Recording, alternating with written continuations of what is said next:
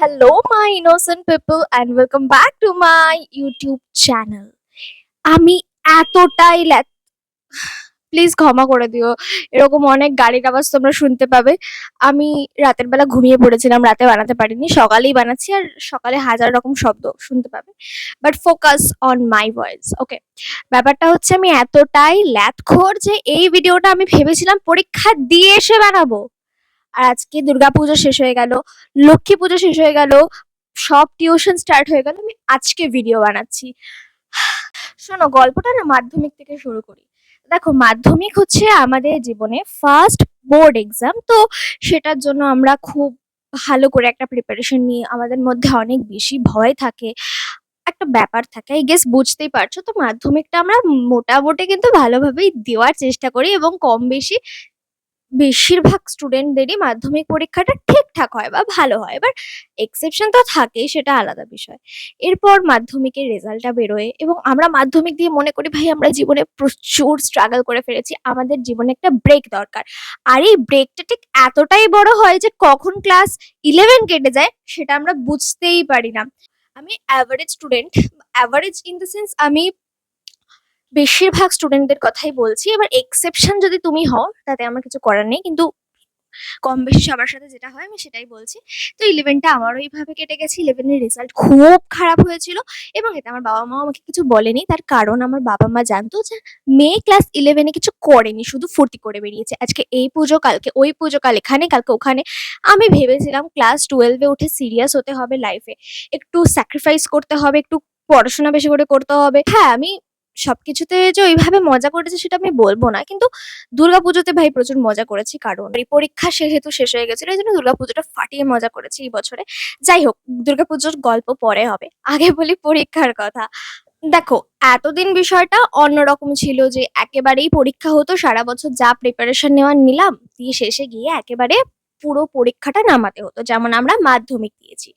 কিন্তু আমাদের ব্যাচ থেকে তো বিষয়টা একদম পাল্টে গেল, সেমিস্টার সিস্টেম হয়ে গেল। এবার যেটা হয়েছে সেটা তো মেনে নিতেই হবে, কারণ আমরা হাজার বললেও এটা তো আর চেঞ্জ হবে না। তো যেটা হয়েছে সেটা মেনে নিয়ে সেই বিষয়টা যেটা হয়েছে সেইটা যেন ভালোভাবে হয়, এটা আমাদের চেষ্টা করতে হবে। এইবার সবথেকে বেশি যেই বিষয়টা নিয়ে আমার চিন্তা ছিল সেটা হচ্ছে প্রশ্ন কিরকম হবে। কারণ দেখো, এর আগে পর্যন্ত বিষয়টা এক ছিল, আর এইবারের বিষয়টা আলাদা, যেহেতু পুরোটাই এমসিকিউ বেস। তো কোথা থেকে কি দেবে জানা ছিল না। যাই হোক, বাংলা ইংলিশ পরীক্ষা দিয়ে আসার পর ঠিক ছিলাম যে ঠিক আছে, বাংলা ইংলিশটা সোজা প্রশ্ন করেছিল, বিশেষ করে ইংলিশ প্রশ্ন খুবই সোজা করেছিল। তবে দেখো, আমি একটা কথা বলি, এর পরবর্তীকালে যারা বোর্ড এক্সাম দেবে ক্লাস 12-এর, বাংলা ইংলিশের কথা যদি আমি বলি তো বলবো টেক্সটটা না খুব ভালো করে পড়ো। টেক্সটের বাইরে আমাদের কিচ্ছু দেয়নি, পুরো টেক্সট বেস ছিল, এবং প্রশ্ন অনেক সোজা ছিল। এবার তোমাদের ক্ষেত্রে যদি প্রশ্ন একটু কঠিনও করে, টেক্সটের বাইরে দেবে বলে আমার মনে হয় না, কারণ টেক্সটের বাইরে কি বা দিতে পারে, দিলেও বড়জোর 2-3 নাম্বার দেবে, তার বেশি তো দেবে না। তো টেক্সটটা এত ভালো করে পড়ো, মানে একদম মুখস্থ করে ফেলার মতন পড়ো, দেন দেখবে বাংলা ইংলিশে তো আমাদের ইজিলি 90+ উঠে যাবে আমার যা মনে হয়। ঠিক আছে? কারণ এখনো একটা পরীক্ষা দেওয়া বাকি, কিন্তু এর পরে যে পরীক্ষাটা হবে আশা করছি সেই পরীক্ষাতে আর বাংলা ইংলিশ নিয়ে না ওইভাবে চাপ নেওয়ার কিছু নেই। কারণ তুমি যদি টেক্সটটা তোমার জানা থাকে এবং তোমার মধ্যে যদি লেখার স্কিল থাকে না, তুমি যদি গল্প বানাতে পারো, তুমি যদি গল্প লিখতে পারো, তো সেক্ষেত্রে বাংলা ইংলিশে 90+ তোলাটা কোনো ব্যাপার না, ট্রাস্ট মি। তো বাংলা ইংলিশের ক্ষেত্রে বলবো টেক্সটটাই খুব ভালো করে পড়ো, এর বাইরে যাওয়ার দরকার নেই, এক্সট্রা হেনা তেনা পড়ার দরকার নেই, বাস টেক্সটটা খুব ভালো করে পড়ো। এবার আসি ফিজিক্স এক্সামে। আমি জানি ফিজিক্স এক্সাম সবারই খারাপ হয়েছে, খুব কম আছে যাদের ভালো হয়েছে বা ঠিকঠাক হয়েছে, বাট ওভারঅল সবারই খারাপই হয়েছে। আমার ফিজিক্স নিয়ে এমনিতেই অনেক প্রবলেম আছে, সেটা হচ্ছে আমি বলছি, আমি যখন ক্লাস 9-এ পড়তাম আর কি, যখন আমাদের ফিজিক্যাল সায়েন্স ছিল ক্লাস 9 আর 10-এ, তখন থেকে না আমি আমার কোনো টিচারের কাছে মানে হতো না, আমি জানি না কি প্রবলেম, আমি ক্লাস 9 থেকে ক্লাস 12 পর্যন্ত অনেক ফিজিক্স টিচার চেঞ্জ করেছি। তবে এখন বর্তমানে আমি দু জায়গায় ফিজিক্স পড়ি, একটা অফলাইনে একটা অনলাইনে। তো আমি অনলাইনে যেখানে পড়ি সেখানে আমার ঠিক লাগে, মানে হ্যাঁ ঠিক আছে ভাই। যাই হোক, তো বিষয়টা হচ্ছে এরকম। তো আর ফিজিক্সটা আমার একটু উইক আমি জানি। মানে ফিজিক্সটা কি বলতো, আমি না ওইভাবে করি না। এটা হচ্ছে সবথেকে বড় প্রবলেম। মানে ফিজিক্সটা আমার এটা কেমন জানি একটা লাগে। What ever. তো ফিজিক্স নিয়ে এমনি একটু খটোমটো ব্যাপার থাকে। তার মধ্যে ফিজিক্স কোয়েশ্চেন তো খারাপ করেই ছিল। আমি সেটা নিয়ে আর কিছু বলছি না। ফিজিক্স নিয়ে যা তর্ক বিতর্ক আছে এতদিনে সবাই জেনে গেছে, ওটা নিয়ে বলে আমি ভিডিও বেকার বড় করব না। আমি শুধু এটাই বলবো যে ফিজিক্স নিয়ে আমি কিছু জানি না, কিছু বলতে পারবো না। এটাই বলবো যে ফিজিক্সে কনসেপ্ট বোঝাটা খুব দরকার এবং প্র্যাকটিস করাটা আরো বেশি দরকার। আমি শুধুমাত্র প্রশ্নের দোষ দেব না, কারণ আমার নিজের প্রশ্নের চেয়েও বেশি দোষ ছিল। আমি জানি আমি ফিজিক্সটা ঠিক করে প্র্যাকটিস করিনি। আমার ফিজিক্সের অনেক কনসেপ্ট ঠিক করে বোঝা ছিল না। তো সেক্ষেত্রে প্রশ্ন তো কঠিন ছিলই, কিন্তু আমারও তার থেকে অনেক বেশি কমতি ছিল, যার জন্য ফিজিক্স পরীক্ষা আমার খারাপ হয়েছে। বেশিরভাগটাই আন্দাজে করেছি, ঠিক আছে? আমি নিজে কতটা বুঝে করেছি আমি জানি না। আমি একটা জিনিস শুনে এসেছি, সেটা হচ্ছে এই বোর্ড এক্সামে বা এরকম টাইপের মানে এক্সামে আর কি, বোর্ড এক্সামে যতগুলো সাবজেক্ট হয় তার মধ্যে যে কোনো একটা পেপার না কঠিন করে, এটা আমি শুনেছি। আমি জাস্ট এই কথাটা শুনেছি, এটা কতটা সত্যি কতটা মিথ্যে আমি বলতে পারবো না। তবে যদি এরকমটা হয়ে থাকে তো আমি বলবো যে আমাদের থার্ড সেমিস্টারে হার্ড পেপার করেছিল ফিজিক্সে, ঠিক আছে? বাকি যে প্রশ্নগুলো বাংলা ইংলিশ তো আমি ছেড়ে দিচ্ছি, ওটা একদম জল ভাতের মতন সোজা করেছিল। বাকি যেগুলো আছে সেইগুলো না কঠিন প্রশ্ন করেনি, মডারেট কোয়েশ্চেন করেছিল। মানে খুব ইজি কিছু ছিল, আর বাকিগুলো মডারেট আর দু একটা হার্ড ছিল।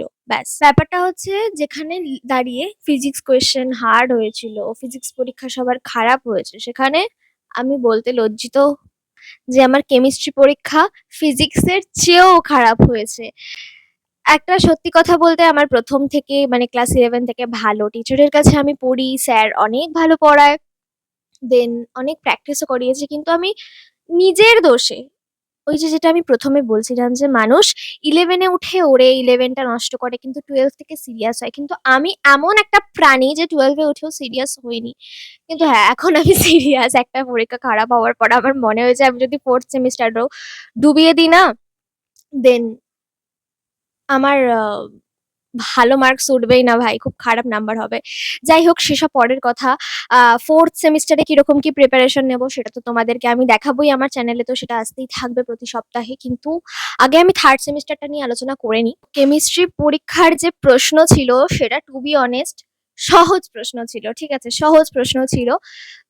এবার আমি না একটা কথা বলি, সেটা হচ্ছে আমি আমার কাছে ছায়া প্রকাশনীর বই আছে, কিন্তু আমি না বইটা ওইভাবে পড়িনি। মানে আমি 11-এও পড়িনি, আর 12-এও আমি বই ওইভাবে ফলো করিনি, কারণ আমি যে স্যারের কাছে পড়ি আর কি, তিনি সব নোটস তারপর প্রচুর এমসিকিউ প্র্যাকটিস করিয়েছিলেন। বাট আমি বলছি কি, নিজের দোষ। আমি ভিডিওটা বিশেষ করে এই জন্য বানাচ্ছি, যারা এর পরবর্তীকালে ক্লাস 12-এ উঠবে। দেখো, 11টা কোনো ব্যাপার না, ব্যাপার না মানে হ্যাঁ, যারা নিট জেই দিচ্ছে তাদের জন্য ব্যাপার, কারণ 11 12 পুরোটা মিলিয়েই তো কম্পারেটিভ এক্সাম গুলো হয়। যারা আর কি কম্পারেটিভ এক্সাম গুলো দিচ্ছ না, বা আমি বলবো মানে আমি ফাঁকি কাউকে দিতে বলছি না, কিন্তু আমি এটা বলবো যে 11টা যেহেতু আমাদের স্কুলে প্রশ্ন করে, তো ওটাতে যদি তুমি কম পেয়েও যাও তো ওটা কোনো ব্যাপার নয়, কিন্তু 12টা যেন কোনো রকম খারাপ না হয়, আমি এটাই বলবো।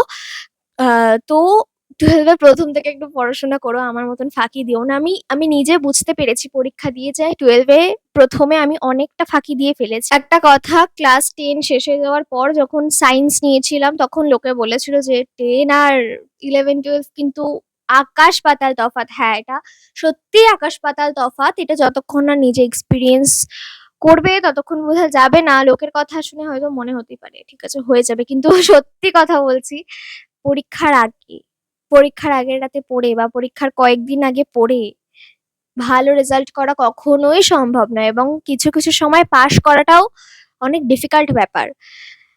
আমি এটাই বলবো যে দেখো, আমি জ্ঞান দিচ্ছি কিন্তু ব্যাপারটা হচ্ছে যেটা সত্যি আমি সেটাই বলছি, সেটা হচ্ছে কনসিস্টেন্সিটা মেনটেন করে যদি আমরা পড়াশোনা করতে পারি তাহলে হয়তো এতটা প্রবলেম হবে না। যে প্রবলেমটায় আমি পড়েছি, আমি চাই না এই প্রবলেমটায় কেউ পড়ো তোমরা।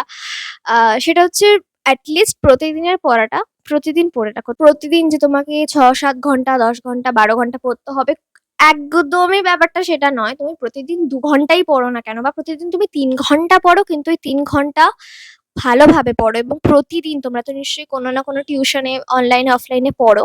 তো প্রতিদিনের পড়াটা অ্যাটলিস্ট প্রতিদিন পড়ে রাখো। খুব বেশি এফোর্ট দেওয়ার দরকার নেই। সারাদিনের মধ্যে ২-৩ ঘন্টা পড়ো। কনসিস্টেন্সিটা মেইনটেইন করা খুব দরকার। কনসিস্টেন্সি মেইনটেইন করেই পড়ো না, হয়ে যাবে।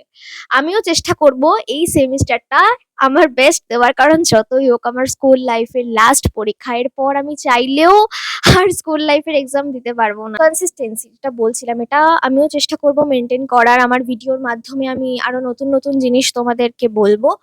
আর তোমরাও কনসিস্টেন্সিটা মেইনটেইন করে পড়ো, যাতে তোমাদের এই পরবর্তী পরীক্ষাটা আর খারাপ না হয়। আমি চাই না যে আমার সাথে, সাথে তোমাদের পরীক্ষাও খারাপ হোক। ভালোই হবে, তোমরা ভালো স্টুডেন্ট সবাই। একটা কথাই বলবো, পরীক্ষার আগে অনেক ছুটি থাকে, থাকবেও হয়তো তোমাদের সময়, কিন্তু ওই ছুটিতে কিন্তু পড়ে ভালো রেজাল্ট করা সম্ভব নয়। যেটা আমি ভুক্তভোগী সেটাই বলছি। আর নিজের দোষ তো ডেফিনেটলি ছিল যে পরীক্ষার আগেও ছুটি থাকলে আমরা পড়ি না। আমরা এতটাই কি বলবো আর কি, মানে আমার মতন এরকম অনেকে আছে, আমি জানি, সবাই নয়, আমি সবাইকে বলছি না। আচ্ছা, বাকি এক্সাম গুলো বলে নিই। দুটো এক্সাম বাকি আছে, একটা হচ্ছে অঙ্ক পরীক্ষা আর একটা হচ্ছে বায়োলজি পরীক্ষা।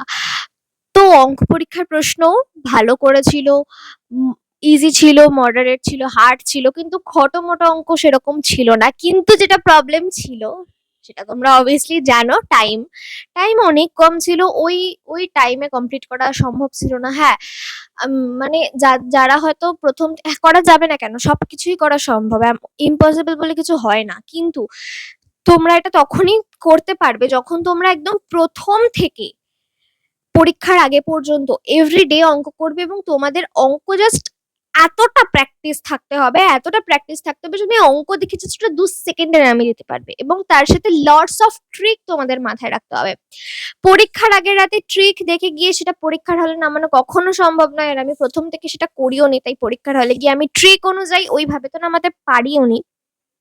আমাকে ডিটেলে করতে হয়েছে, এবং ডিটেলে করতে গিয়ে আমি ডেফিনেটলি পুরোটা কমপ্লিট করতে পারিনি, এবং বেশিরভাগ লোকজনেরই একই অবস্থা ছিল। তো আমি এটাই বলবো, দেখো, কাউন্সিলের ওপর ভরসা করে একদমই থেকো না, কারণ কাউন্সিল যা তা করে দিচ্ছে, ঠিক আছে? তো আমি এটাই বলবো, এটাই বেটার হবে যে নিজেরা প্র্যাকটিস করো, নিজেরা প্রিপেয়ার থাকো, যে কাউন্সিল যা খুশি বলুক ভাই, নিজের দিক থেকে যেন আমি বেস্ট দিতে পারি। তো এই জন্য প্রচুর প্র্যাকটিস করতে হবে, প্রচুর। প্রতিদিন ০.৫ ঘন্টা করে হলেও অঙ্ক করো, ফর্মুলা মুখস্থ করো, ঠিক আছে? তো আমি বলবো প্রচুর অঙ্ক করো, তাহলে পরীক্ষার হলে কিন্তু নামানো সম্ভব। আর তার সাথে সাথে শর্ট ট্রিক্স গুলো তোমরা দেখবে। দেখো, আমাদের বেলায় যেহেতু প্রথম হয়েছিল, এই জন্য সবটা অনেকটা আমরা লেটে পেয়েছি, কিন্তু তোমাদের ক্ষেত্রে, তোমাদের সময় আমাদের যে ভিডিওগুলো সেগুলো তো থাকছে। যেমন তোমরা সোমস ক্লাসরুমের ভিডিওগুলো দেখতে পারো, ওখানে প্রচুর শর্ট ট্রিক্স আছে যেগুলো আমাদের পরীক্ষার আগের রাতে, কোনোটা ম্যারাথন, এরকম অনেক কিছু আছে। তো ওগুলো থেকে তোমরা দেখে নিতে পারবে। ওখানে প্রচুর শর্ট ট্রিক্স আছে, ওইগুলোকে একদম টোটস্থ করে ফেলো, ঠিক আছে? তাহলেই পরীক্ষার হলে ওই টাইমের মধ্যে তোমরা প্রত্যেকটা অঙ্ক নামাতে পারবে এবং পরীক্ষা খুব ভালো হবে। আচ্ছা, এরপর আসি বায়োলজি। বায়োলজি প্রশ্নও সোজা করেছিল এবং পরীক্ষাও ঠিকই হয়েছে। বায়োলজি নিয়ে আমার কিছু বলার নেই। বাংলা, ইংলিশ, বায়োলজি, এই তিনটে বাদের খাতায় রাখি। আর বাকিগুলো এই অবস্থা। তো আমার, এবার বলি যে আমার ভুলগুলো কোথায় ছিল। আমার ভুল এটাই ছিল যে আমি প্রথম থেকে ঠিক করে প্রিপারেশন নিইনি, প্রচুর প্র্যাকটিস করিনি। আর সায়েন্সের প্রত্যেকটা সাবজেক্টে মুখস্থ বিদ্যার থেকে প্র্যাকটিসটা বেশি প্রয়োজন হয়, বিশেষ করে ফিজিক্স আর অঙ্কের ক্ষেত্রে। তো এটা দেখবে। আর কেমিস্ট্রির ক্ষেত্রে, অর্গানিক কেমিস্ট্রিটাও প্রচুর প্র্যাকটিসের ব্যাপার। এখানে মুখস্থ, এগুলোতে মুখস্থ একদমই চলে না। এগুলো প্রত্যেকটা কনসেপ্ট বেস অ্যান্ড প্র্যাকটিসের ব্যাপার। যাই হোক, তো এটাই ছিল আমার এক্সপিরিয়েন্স। খুব ভালো আমি বলবো না, আমি আমার পরীক্ষা যে আমার ভালো হয়েছে আমি এটা বলবো না। এর মধ্যে আমি কোয়েশ্চেন পেপারের দোষ দেব না, কারণ আমার নিজের প্রিপারেশন 100% ছিল না। আমি কোয়েশ্চেন পেপারের দোষ তখনই দেবো যখন আমার প্রিপারেশন 100% থাকবে, কিন্তু তারপরেও আমার পরীক্ষা খারাপ হবে। হ্যাঁ, এবার ফিজিক্সের ক্ষেত্রে আমি বলতে পারি, কারণ ফিজিক্সের প্রশ্ন সত্যি হার্ড করে ছিল, কিন্তু আমার প্রিপারেশন তো 100% ছিল না। এই জন্য আমি কাউকে কিছু দোষ দিতে চাই না, কারণ সম্পূর্ণ দোষটাই আমার। আমি ঠিক করে পড়াশোনা করিনি, আমি ঠিক করে প্রিপারেশন নিইনি। আমি পারতাম, আমার কাছে সুযোগ ছিল, উপায় ছিল, তাও আমি করিনি। আই উইশ আমি 4th সেমিস্টারের পরেও একই কথা বলবো না। আরেকটা কথা বলি, সেটা হচ্ছে আমাদের পরীক্ষার মার্কস অনুযায়ী, বিশেষ করে ফিজিক্স আর ম্যাথে যেহেতু টাইম অনেকটাই কম, তাই আমি আবারও বলছি এইগুলো শর্ট ট্রিক্স এবং প্র্যাকটিসের ওপর অনেকটা বেশি জোর দাও, যাতে তোমরা টাইমের মধ্যেই সবটা কমপ্লিট করে ফেলতে পারো। কাউন্সিলের কোনো দেওয়া প্রতিশ্রুতির ওপর বিশ্বাস করবে না, আমি সাবধান করে দিচ্ছি। তো চলো, আজকের ভিডিওটা এতটাই করছি, তোমাদের সাথে আড্ডা হলো। সকলকে শুভ বিজয়া। আর যদি এরপরেও কোনো প্রশ্ন থাকে আমাকে কমেন্টসে জানাতে পারো, আমি কমেন্টসে উত্তর দিয়ে দেবো। আর একটা কথা বলে দিই, সেটা তোমরা কেউ জানতেও চাইতে পারো যে আমি কোন বই প্র্যাকটিস করেছিলাম পরীক্ষার আগে। তো আমি পরীক্ষার আগে আমি প্রশ্ন বিচিত্রাটা অনেক প্র্যাকটিস করেছিলাম, কারণ ওখানে যেহেতু ইয়ার ওয়াইজ প্রশ্নগুলো থাকে, ওখানে অনেক পুরনো সাল থেকে শুরু করে নতুন সাল মানে 2024 পর্যন্ত, সরি 2025 পর্যন্ত অনেক মানে একদম সাল ধরে সাল অনুযায়ী প্রশ্ন ছিল। তো আমি ওগুলোই প্র্যাকটিস করেছিলাম। তো আমি প্রশ্ন বিচিত্রা ছাড়া আপাতত আর কোনো বই প্র্যাকটিস করিনি। তো আমি ভিডিওটা অফ করে এডিট করছিলাম, এডিট করতে গিয়ে আমি দেখলাম আমি তোমাদের মোস্ট আস্কিং কোয়েশ্চেনের আনসারই দিতে ভুলে গেছি। সেটা হচ্ছে আমি কত পেয়েছি, বিশেষ করে ফিজিক্স, কেমিস্ট্রি, ম্যাথে কত পেয়েছি। আমাকে অনেকে জিজ্ঞাসা করেছো, কিন্তু আমি কাউকে কিছু রিপ্লাই দিইনি, কারণ আমি ভেবেইছিলাম যে ভিডিওটা বানাবো ওখানে তোমাদের প্রশ্নের উত্তর আমি দিয়ে দেবো। বাট আরেকটা কথা আমার বলার আছে অ্যাবাউট কাউন্সিল, সেটা হচ্ছে হয়তো তোমরা জানো যে আমাদের ওই একটা মডেল কোয়েশ্চেন পেপার দেওয়া হয়েছিল। তো সেখানে কিছু প্যাটার্ন বলে দেওয়া ছিল যে এরকম কেস বেস আসবে, ট্রু ফলস আসবে, এরকম আরও অনেক কিছু ছিল। কিন্তু জানো তোমরা, পরীক্ষাতে সেগুলো কিছু ফলো করা হয়নি। মানে পরীক্ষাতে ফিজিক্সে, অঙ্কে এরকম অনেক কিছু ছিলই না, মানে কেস বেস এরকম আরও জিনিসপত্র ছিল। মানে মোট কথা কাউন্সিল যেরকম বলেছিল কোয়েশ্চেন প্যাটার্নে, সেটা ফলো করা হয়নি। তো আমি আবার বলছি, ডোন্ট ট্রাস্ট কাউন্সিল, ঠিক আছে? নিজের পড়াশোনাটা নিজের বেস্ট দিয়ে করে যাওয়ার পর প্রশ্ন কি আসবে সেটা পরের কথা, ঠিক আছে? মানে আমি প্যাটার্নের কথা বলছি, প্রশ্ন ডেফিনেটলি সিলেবাস থেকেই আসবে। চলো এবার আমি তোমাদের প্রশ্নের উত্তর দিই। আমি ভালো কিছু করলেও সেটা যেমন শেয়ার করব, আমি খারাপ করলেও সেটা শেয়ার করব, কারণ ফেলিয়ার সাকসেসেরই একটা পার্ট, ওটাও শেয়ার করা উচিত, শুধুমাত্র সাকসেসটা নয়। আমি এইভাবে কথা বলছি তার কারণ আমার মাইকের চার্জটা শেষ হয়ে গেছে, আর আমি এখন তো দিনের বেলা, আমি যদি এখন ওই দেখো, আমি যদি এখন দূর থেকে কথা বলি তো সেটা কিছু শুনতে পাবে না তোমরা, তাই আমি ক্যামেরার সামনেই ভাবে বলছি। আচ্ছা, বাংলা, বায়োলজি আর ইংলিশ এই তিনটে যখন রেজাল্ট বেরোবে তখনই আমি তোমাদের বলে দেবো যে কত পেয়েছি। আই গেস এটা খুব খারাপ হবে না, বাট এখনই কিছু বলতে পারছি না। আর এরপর বলি অঙ্কে কত পেয়েছি। অঙ্কে আমি, আমার যতটা ধারণা, আমি 20-র আশেপাশে কিছু একটা পাবো। 20-র খুব বেশিও কিছু পাবো না, 20-র খুব কমও কিছু পাবো না, 20-র আশেপাশে কিছু একটা পাবো অঙ্কে। আচ্ছা, ফিজিক্সে 16-17 এরকম আশেপাশে কিছু পাবো। আমি জাস্ট একটা নাম্বার বলছি, আশা করছি আমি তার আশেপাশে কিছু একটা পাবো, খুব হিউজ কিছু ডিফারেন্স হবে না। আর কেমিস্ট্রি পরীক্ষা আমার সত্যি খুব খারাপ হয়েছে, আমি পাস মার্কসের আশেপাশেই কিছু একটা পাবো, খুব বেশি আমি কিছু পাবো না। তবে হ্যাঁ, ফেল করবো না এটুকু বলছি, কিন্তু ভালো পাবো না আমি এটুকু জানি। আমার কেমিস্ট্রিটাই ফোর্থ সাবজেক্ট হয়ে যাবে। তো চলো এবার সত্যিকারের আমি বিদায় নিই।